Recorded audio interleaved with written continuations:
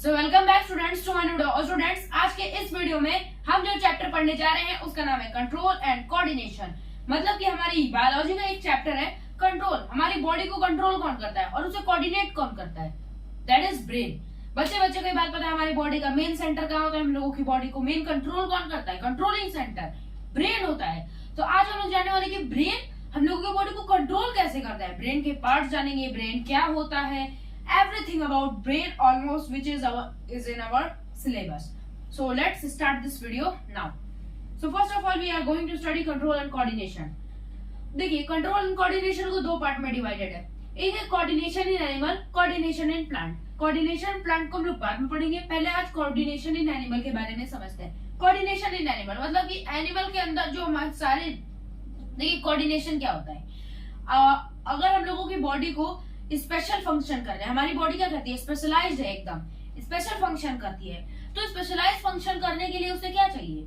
हम सबके अंदर कोऑर्डिनेशन होना चाहिए। ब्रेन का कोऑर्डिनेशन किडनी, हार्ट, बाकी जो हैंड हो गया, इन सब के साथ होना चाहिए। डाइजेस्टिव सिस्टम का, nervous system, respiratory system. Digestive system से जो देखिए ग्लूकोज होता है, ग्लूकोज का ब्रेकडाउन होता है, देन वो एटीपी के फॉर्म में हम लोगों को एनर्जी देता है, वो आ जाता है रेस्पिरेशन के अंदर। तो डाइजेस्टिव जो सिस्टम है, डाइजेस्टिव सिस्टम और रेस्पिरेटरी सिस्टम, इन दोनों का जो कोऑर्डिनेशन है, ये कैसा कोऑर्डिनेशन है? तो इन सबको कोऑर्डिनेट करके एकदम इनका जो कोऑर्डिनेशन होता है, उसी से हम लोगों की ह्यूमन बॉडी इतनी डेवलप्ड है, हम लोग चल फिर पाते हैं। फॉर एग्जाम्पल, जैसे कि हमने अभी सांस ले रहे हैं, मान लीजिए हमारे पास रेस्पिरेशन और डाइजेशन का कोई कोऑर्डिनेशन ही नहीं है।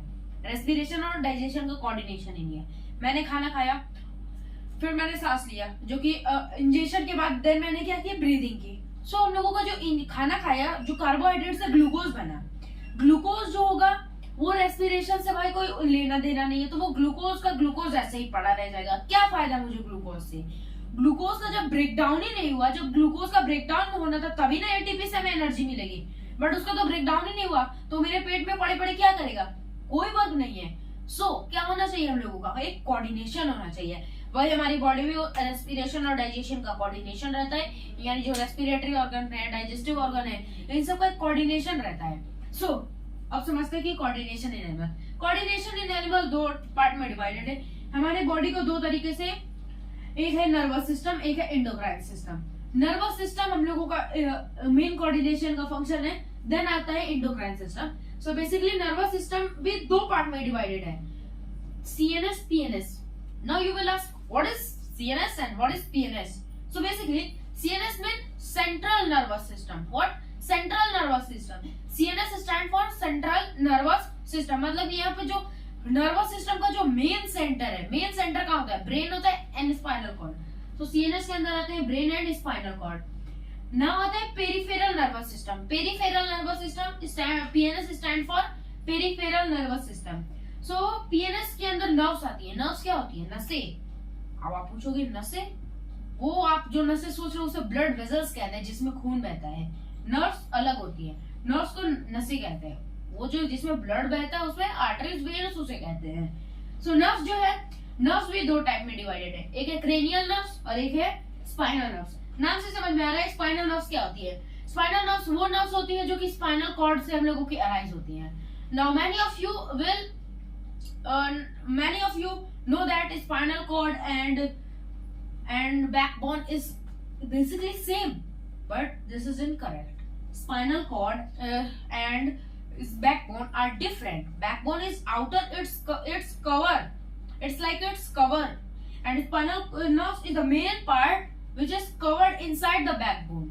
That is, so spinal nerves क्या होती है? स्पाइनल नर्व्स जो कि स्पाइनल कॉर्ड से अराइज होती हैं, 31 पेयर्स में हम लोगों की बॉडी में होती है। क्रेनियल नर्व्स हम लोगों की ब्रेन से डायरेक्टली अटैच होती है और वो ब्रेन से अराइज होती है। ये 12 पेयर्स में होती है। कितने पेयर्स में होती है? 12 पेयर्स में। ये क्रेनियल नर्व्स हो गई, ये स्पाइनल नर्व्स हो गई। आई होप आपको क्रेनियल नर्व्स और स्पाइनल नर्व्स में डिफरेंस क्लियर हो गया होगा। ये हमारा CNS हो गया, ये PNS हो गया। Now coming on important terms which is very important to study from this chapter. देखिए, हम लोग इस चैप्टर को पढ़ेंगे तो हम लोगों के बहुत बार, हम लोग अगर आप किताब खोलेंगे तो बहुत बार ऐसी चीज आएगी, स्टिमुलाई, रिसेप्टर, रिस्पॉन्स, ये सब क्या होता है? हमने तो भाई पढ़ा ही नहीं। सो उसको पहले समझ लेते कि स्टिमुलाई क्या होता है, रिसेप्टर क्या होता है, इफेक्टर क्या होता है, रिस्पॉन्स क्या होता है। रिस्पॉन्स तो आप लोग जानते ही होंगे। सो स्टिमुलाई से शुरू करते हैं। स्टिमुलाई क्या होता है? स्टिमुलाई मतलब होता है any factor that causes change in activity और behaviour of organism.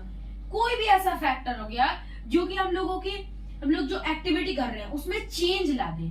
For example, मैंने एक हॉट कप लिया, उसमें चाय भरी हुई है, टी एकदम फुली फिल्ड है, मेरे को पता नहीं है कि उसमें गरम गरम चाय रखी है। मैंने क्या किया, मैं डायरेक्टली गया, उस कप को उठा लिया, डायरेक्ट कप को ऐसे टच कर लिया, तो क्या होगा, मैं अचानक से हाथ हटाऊंगा। अचानक से हटता हूँ, क्यों? रिफ्लेक्स एक्शन की वजह से। ये बेसिक है, जैसे हम लोगों ने उसे टच किया, हाथ हटा लिया। क्यों? क्योंकि जो कप है वो बहुत ही ज्यादा हॉट है। सो यहाँ पे एक स्टिमुलाई हो रहा है। कौन सा स्टिमुलाई है? हीट। मैंने अपना हाथ क्यों हटाया? बताइए, मैंने अपना हाथ क्यों हटाया? क्योंकि वो कप गर्म था, उससे क्या प्रोड्यूस हो रही थी? उसके अंदर हीट थी।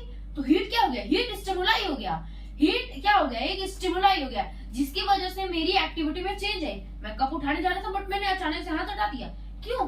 क्योंकि जो हम लोगों की स्किन पे प्रोड्यूस थर्मोरिसेप्टर्स होते हैं, हम लोगों की स्किन पे थर्मोरिसेप्टर होते हैं, जो कि हीट को क्या करते हैं, समझ जाते हैं, हाँ ये हीट है, अचानक से रिफ्लेक्शन करना, हटा देंगे हाथ। या फिर मैंने क्या किया, अचानक से बर्फ की सिल्ली रखी हुई है, मैंने ध्यान नहीं दिया, ऐसे अपने दोस्त से बात कर रहा हूँ, देन मैंने उस पर हाथ रख दिया अचानक से। थोड़ी देर मतलब कि wait 1-2 second, after 1-2 second I will realise this is so cold, I have to remove my hand and maybe suddenly I remove my hand. Maybe अगर मैंने वहां पे हाथ रखा, सडनली मैं हाथ हटा लिया रिफ्लेक्स एक्शन के कारण, तो यहाँ पे क्या हो गया? रिसेप्टर यहाँ पे हो गया कोल्ड। क्या हो गया? कोल्ड। सो स्टिमुलाई वो फैक्टर होते हैं that causes change in activity of an organism. Activity भी आप बोल सकते हो, अदरवाइज आप बिहेवियर भी बोल सकते हो। Now coming on receptors, what is receptors? So they are the cells और tissue organ that receive stimuli. देखिए, रिसेप्टर क्या होते हैं? ये वो सेल और टिश्यू होते हैं जो कि स्टिमुलाई को क्या करते हैं? रिसीव करते हैं। जैसे हम लोगों की स्किन में क्या होता है? थर्मोरिसेप्टर होते हैं। रिसेप्टर के बहुत सारे रिसेप्टर होते हैं, जैसे कि थर्मोरिसेप्टर। जैसे मैंने उस हॉट कप को हाथ में लगाया, तो थर्मोरिसेप्टर ने क्या किया? वो ऐसे सेल्स हैं जिन्होंने स्टिमुलाई को रिसीव किया। क्या किया? रिसीव किया। किसकी वजह से? थर्मोरिसेप्टर। हमारे थर्मोरिसेप्टर अगर नहीं रहेगा, मुझे पता ही नहीं चलेगा भाई वो हॉट कप है, मैं उसे छूंगा, मेरी स्किन जल जाएगी, मुझे पता भी नहीं चलेगा। फिर मैं ध्यान दूंगा, अरे भाई मेरा तो हाथ जल गया। This is receptors. I hope receptors आती है। Now coming on effector, what are effector? Effector क्या होते हैं? These are the tissue cell और glands which act in response to stimulus received। Effector क्या होते हैं? नाउ इफेक्टर जैसे कि मैंने उस हॉट कप को लिया, उससे हीट वाली स्टिमुलाई आई, जिससे थर्मोरिसेप्टर ने क्या किया? थर्मोरिसेप्टर ने उसे रिसीव किया। क्या किया? उसे रिसीव किया। उस स्टिमुलाई को रिसेप्टर ने रिसीव किया। अब इतनी जल्दी ये मेरे को उस पे से हाथ भी हटाना है। मैंने जब उस कप को, गरम कप को छुआ, तो मैंने क्या किया? अपना हाथ हटा दिया। इफेक्टर की वजह से कोई रिस्पांस मैंने क्या किया? एक रिस्पांस दिया ना, उसको रिस्पांस दिया भाई, मैंने जैसे टच किया, हटा दिया, इफेक्टर की वजह से। तो इफेक्टर क्या करता है? जो भी स्टिमुलाई आया हुआ है, हीट स्टिमुलाई आया, उसका रिस्पांस कुछ देना है, कोई ना कोई मेरे को रिस्पांस उसे देना है कि भाई हाँ, हाथ जल्दी हटा लो। ये रिफ्लेक्स एक्शन होता है, बहुत तेज में मैं हाथ हटाता हूँ। So this is effector. Now coming on response. Response क्या होता है? Reaction toward stimulus by an organism. वही जो मैंने हाथ हटाया, वही हो गया रिस्पांस। मतलब ये क्या हुआ? मैंने एक रिएक्शन दिया ना। रिस्पांस क्या होता है? Reaction toward stimulus by an organism. This is simple. So I hope आपको ये वीडियो पसंद आएगी। तो आज के इस वीडियो में बस इतना ही। मिलते हैं हम लोग आपसे अगले वीडियो में। तब तक के लिए बाय। चैनल को लाइक कीजिए, शेयर कीजिए, सब्सक्राइब कीजिए। Thank you.